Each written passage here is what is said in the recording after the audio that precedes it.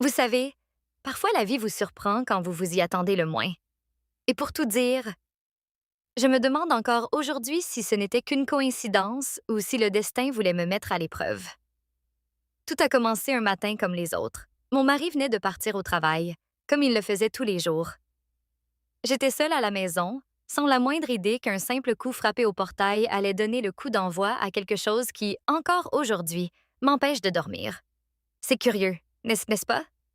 Parce que vous connaissez ces situations qui, à première vue, semblent inoffensives.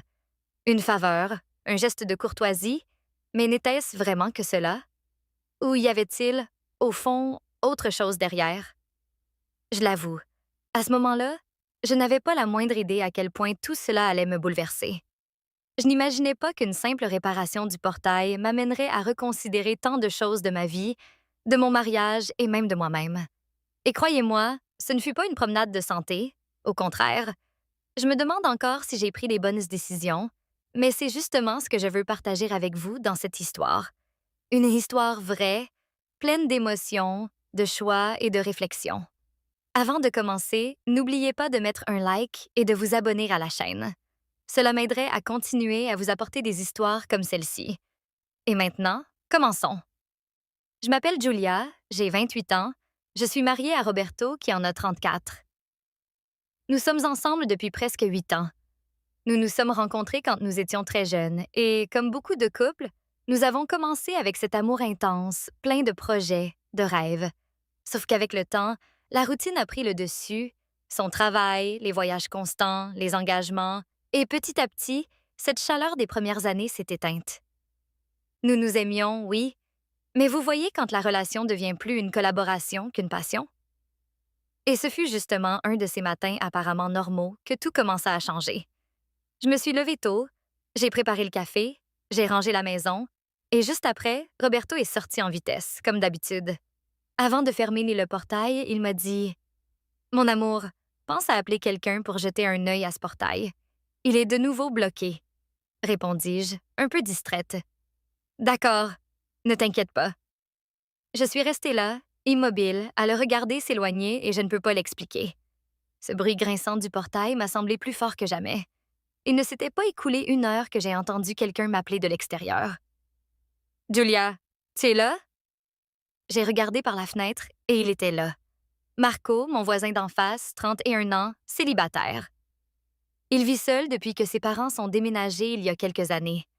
Un garçon qui a toujours été poli, tranquille, de ceux que tout le monde apprécie. Vous voyez ce type de personne qui a une manière calme d'agir, un sourire facile et qui, sans s'en rendre compte, vous met à l'aise. Ton portail fait un bruit d'enfer. Tu veux que j'y jette un œil? M'a-t-il demandé en serrant une boîte à outils. Sur le moment, j'ai hésité. Oh, mais Marco, ne te dérange pas. Mais il a insisté en souriant de cette manière un peu joueuse. Me déranger? Mais voyons, comme ça je me débarrasse de ce bruit et je te donne un coup de main. Et j'ai accepté presque sans y penser, ou peut-être en y pensant même trop. Pendant qu'il prenait les outils, je suis restée à l'observer et j'ai remarqué que je le regardais d'une manière dont, sincèrement, je ne me souvenais pas l'avoir faite avant. Marco n'était pas seulement sympathique, il était prévenant d'une manière que je n'avais pas ressentie depuis un moment. Julia, tu me tiens cette clé anglaise, s'il te plaît? M'a-t-il demandé en me regardant droit dans les yeux. Nos mains se sont jointes. C'est comme si, à cette seconde précise, quelque chose en moi s'était allumé. Vous connaissez ce nœud à l'estomac que l'on éprouve quand quelque chose vous surprend? Eh bien, exactement cela. J'ai immédiatement dissimulé. Bien sûr, la voici. Pendant qu'il s'affairait avec le portail, nous avons commencé à discuter de choses simples. Le temps, les voisins, les plantes, les journées qui semblaient toutes les mêmes, et entre un tournevis et un autre, il a commenté « Tu t'occupes bien de ces fleurs, hein? » en regardant mes marguerites sur le balcon. « Ah, j'essaie. Mais je pense que parfois, elles aussi se sentent un peu négligées. » ai-je dit, presque sans y penser. Et je me suis rendu compte au même moment que cette phrase parlait beaucoup plus de moi que des fleurs. Le portail a commencé à se débloquer. Il semblait que le problème était résolu, sauf qu'en réalité, c'est là qu'un autre commençait. Il a serré les dernières vailles et est resté là à discuter. Et je n'ai donné aucun signe qu'il devait partir. Au contraire, Tu veux un café? Ai-je demandé, presque automatiquement. Ou peut-être même pas tant que ça. Il a souri, un peu surpris, un peu satisfait. Si ça ne dérange pas. Bien sûr que non, ai-je répondu en laissant la porte ouverte. Pendant que l'eau bouillait, il regardait autour de lui, les tableaux, les photos sur le mur et a commenté. Tu sais, Julia, parfois on ne se rend même pas compte à quel point le fait de parler manque, jusqu'à ce que quelqu'un écoute simplement. Et à l'intérieur de moi, le cœur s'est serré, parce que c'était exactement comme ça que je me sentais. Nous nous sommes assis, nous avons bu le café, nous avons discuté et, entre sourires, regards et silence qui en disaient plus que n'importe quel mot, j'ai remarqué que tout cela me bouleversait d'une manière inattendue. Je me demandais, OK, c'est juste un café, n'est-ce pas? C'est juste un voisin prévenant, n'est-ce pas? Mais était-ce vraiment que cela, ou était-ce le début de quelque chose que je n'aurais pas su comment arrêter? Le portail était réparé. Mais maintenant, qui allait réparer ce tourbillon qui commençait ici après ce café?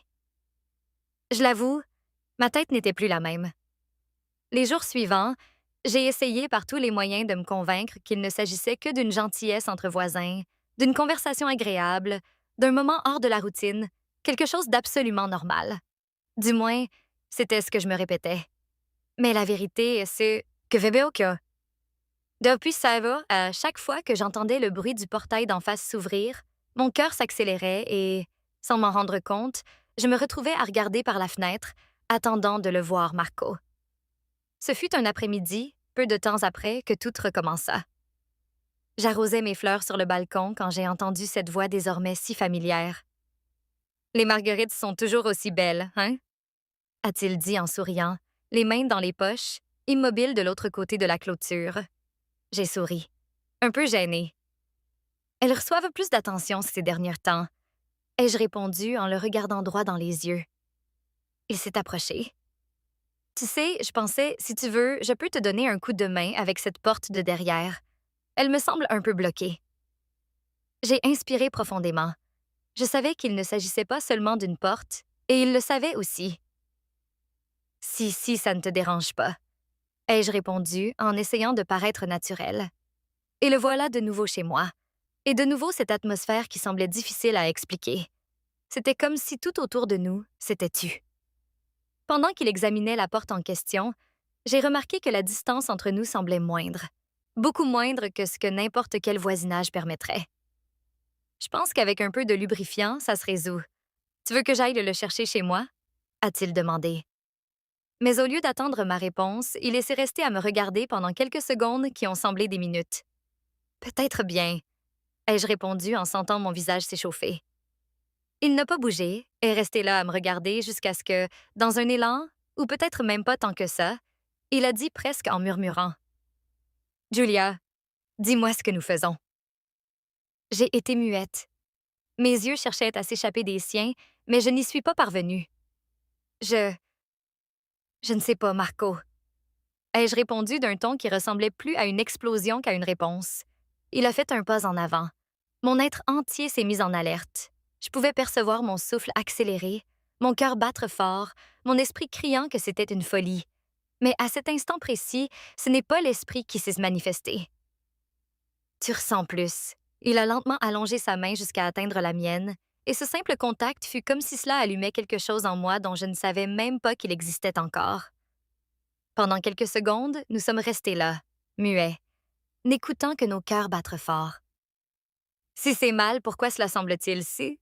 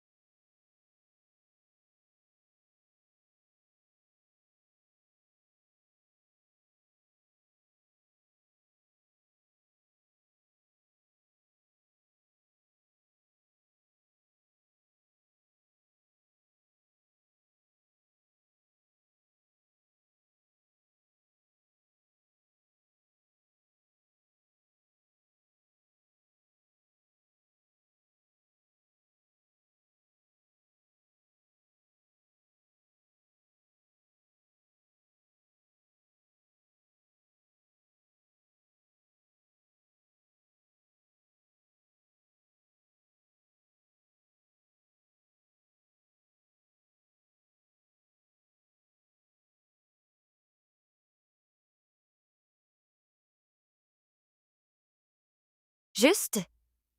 A-t-il demandé d'une voix rauque, presque en murmurant. J'ai essayé de répondre. Je jure que j'ai essayé. Mais les mots ne sortaient pas, car je me posais cette question aussi. À ce moment-là, la porte d'entrée a claqué à cause du vent. Nous avons toutes deux sursauté comme si la réalité nous avait ramenés en arrière, nous rappelant le monde en dehors de cette bulle. Il a inspiré profondément, a fait un pas en arrière. Désolé, je pense que je ferais mieux d'aller chercher le lubrifiant, a-t-il dit sans me regarder dans les yeux. Je suis restée là, immobile, à le regarder traverser le jardin à pas pressés, et même si mon âme me suppliait de crier, de dire « Reste », ma bouche n'a tout simplement pas obéi. Je suis restée seule. Et avec la solitude est venu le sentiment de culpabilité, la confusion, la peur, le désir, tout ensemble, mélangés, bouleversant complètement mes pensées. Je me suis assise sur le canapé, j'ai mis mes mains sur mon visage et j'ai pensé « Qu'est-ce que je suis en train de faire? Ça... ça ne peut pas arriver? Ou est-ce que c'est déjà en train d'arriver? » Minutes plus tard, Marco est revenu. Cette fois, l'atmosphère était différente. Nous avons fait semblant que rien ne s'était passé. Il a réparé la porte. Nous avons parlé de choses banales, comme si ce moment, ce presque, n'avait tout simplement jamais existé, mais au fond, nous le savions tous les deux. Et ce silence, ce fait de faire semblant, faisait beaucoup plus mal que n'importe quel mot prononcé. Quand il a pris congé, il a serré ma main une seconde de plus et a dit, en me regardant dans les yeux, « Si tu veux, si tu as besoin, tu sais où me trouver. » J'ai hoché la tête, presque sans voix. J'ai seulement réussi à dire « Je sais ». Quand j'ai fermé la porte, je me suis appuyée contre elle et à cet instant précis, je me suis rendu compte que, malgré tous mes efforts, il était peut-être déjà trop tard pour revenir en arrière. Mais, et maintenant? Jusqu'où tout cela ira-t-il et jusqu'où suis-je prête à aller? Cette nuit-là, je n'ai pas pu dormir du tout. Je suis restée à regarder le plafond, essayant de comprendre comment j'avais laissé les choses en arriver là. Chaque scène, chaque mot, chaque regard, tout se répétait dans ma tête comme un film que je ne pouvais pas mettre en pause. Et même si je cherchais une explication rationnelle, la vérité est que, lorsqu'il a serré ma main, lorsque nos regards se sont croisés, tout ce que je savais, tout ce en quoi je croyais, s'est simplement effondré. Le lendemain, très tôt le matin, j'ai perçu des pas dans le jardin. Mon cœur a manqué un battement. J'ai regardé par la fenêtre et le voilà, Marco, avec sa manière un peu incertaine, mais décidée. Il m'a vue, a souri légèrement et, sans attendre une invitation, il est entré par le portail. Nous devons parler, Julia, a-t-il dit en passant une main sur sa nuque, visiblement nerveux. J'ai inspiré profondément. Je sais, je dois en parler à aussi. Nous sommes restés en silence pendant quelques secondes. C'était comme si aucun de nous ne savait exactement par où commencer. Il est allé droit au but. Ce qui s'est passé hier n'était pas seulement une impulsion, n'est-ce pas? J'ai dégluti difficilement. Non, ça ne l'était pas, ça n'était pas. Ai-je répondu presque en murmurant. Il s'est approché, a pris mes mains dans les siennes. Julia, je n'aurais jamais imaginé que ça puisse arriver, mais la vérité est que je n'arrête pas de penser à toi. J'ai fermé les yeux. Mon esprit criait que c'était mal, mais mon cœur semblait vouloir crier autre chose. Marco, c'est de la folie. Je suis mariée. Tu es mon voisin. Ça n'a pas de sens. Il m'a tenu le visage avec une délicatesse dont je ne me souvenais même plus qu'elle existait dans ma vie.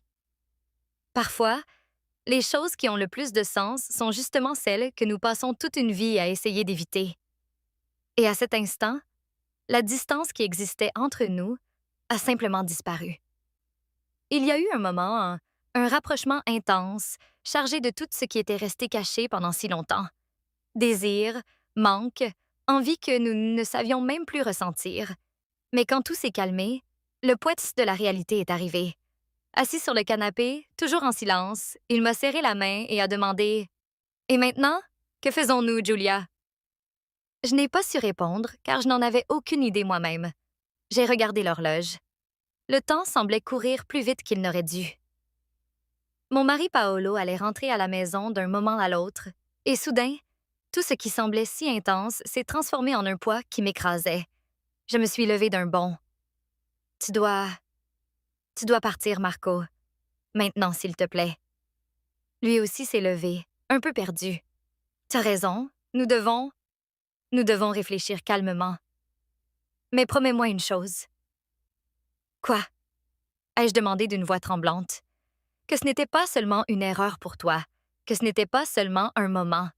Je l'ai regardé droit dans les yeux et, même si je voulais dire que oui, que c'était juste une erreur, je n'y suis pas parvenue. Tu sais que ce n'était pas le cas, Marco.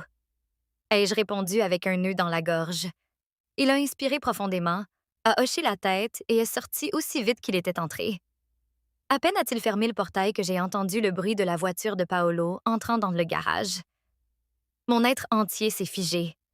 C'était comme si l'univers jouait avec moi, mettant chaque élément à sa place pour me mettre à l'épreuve. J'ai couru au miroir, mes cheveux étaient en désordre, mes mains tremblaient. J'ai inspiré profondément. J'ai essayé de paraître normale. Mais qu'est-ce qui est normal après tout ça? Paolo est entré en souriant. Salut mon amour, quelle longue journée, a-t-il dit en m'embrassant sans imaginer une seule seconde le tourbillon qui s'agitait en moi. J'ai essayé de sourire. J'ai essayé d'être l'épouse que je croyais être jusqu'à récemment, mais quelque chose avait changé, je le savais. Et comme si cela ne suffisait pas, pendant le dîner, Paolo a commenté quelque chose qui a failli arrêter mon cœur. Ah, et tu as vu Carla de l'autre pâté de maison?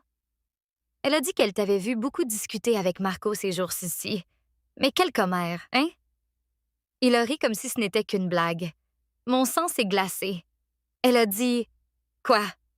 Qu'est-ce qu'elle a dit? Ai-je demandé en essayant de paraître naturelle. Je ne sais pas. Elle a juste dit que vous sembliez bien vous entendre. Des ragottes de quartier, tu sais comment elle est.